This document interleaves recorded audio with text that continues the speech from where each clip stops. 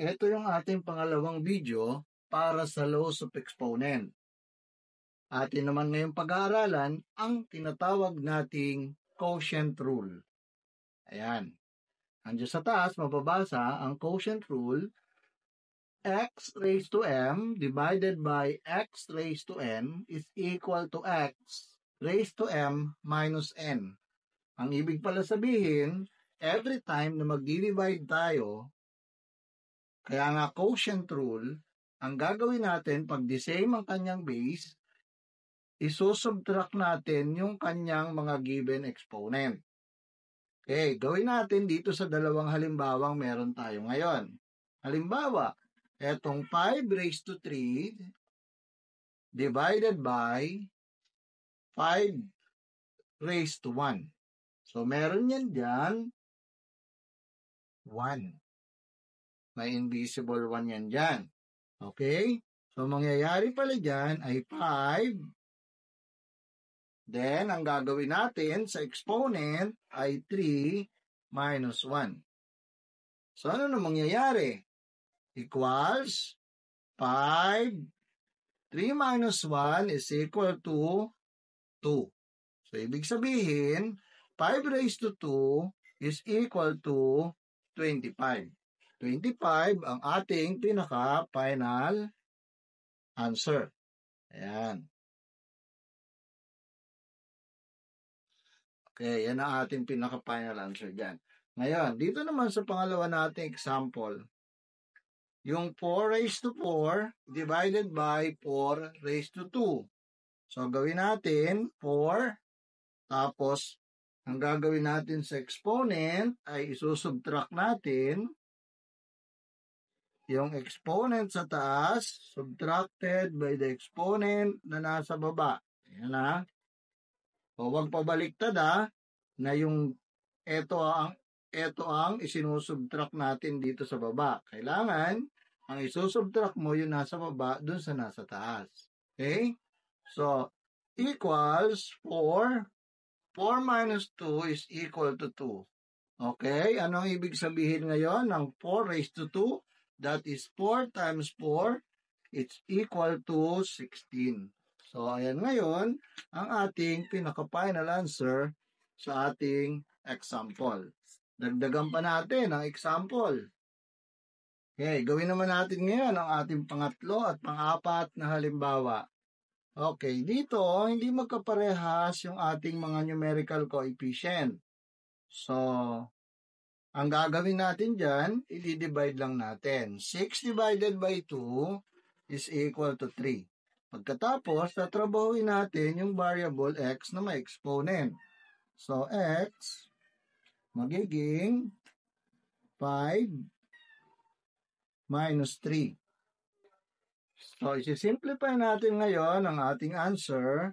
Magiging 3x and then 5 minus 3 is equal to 2. So, eto na ngayon yung ating pinaka-final answer. Yan, sa example na yan. Puntahan naman natin itong pang-apat. Okay, dito parehas ang kanyang base number. Kaya ang gagawin natin dyan, 3, tapos 5 minus 3, then yung A, 4 minus 3, then yung B, 5 minus 3. Okay?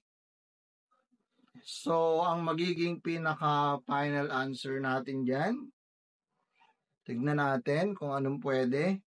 So, yan ay 3. 5 minus 3 ay 2.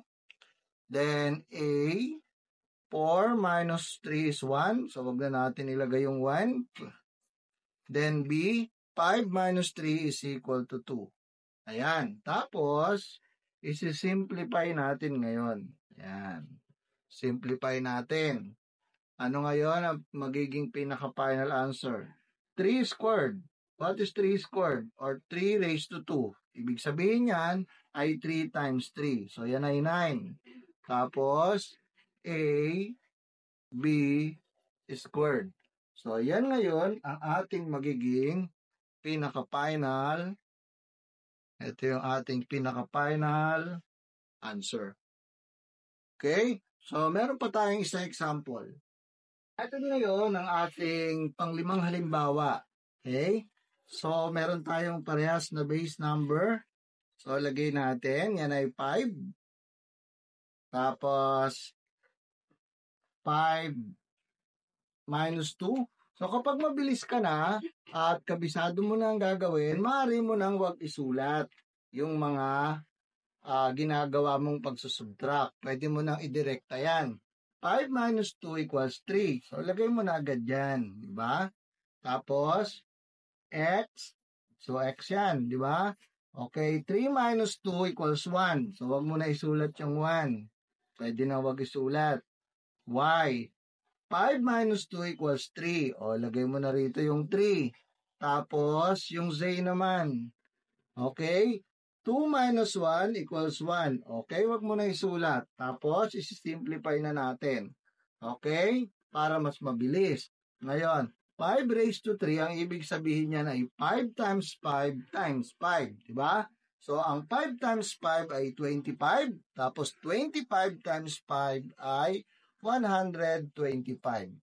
X, Y, cube, Z. So, yan ang ating pinaka-final na answer. Ayan. Okay? So, laging tatandaan, lagi nating tatandaan, kapag hindi pinagsasanayan, sa anumang bagay ay hindi ka huhusay.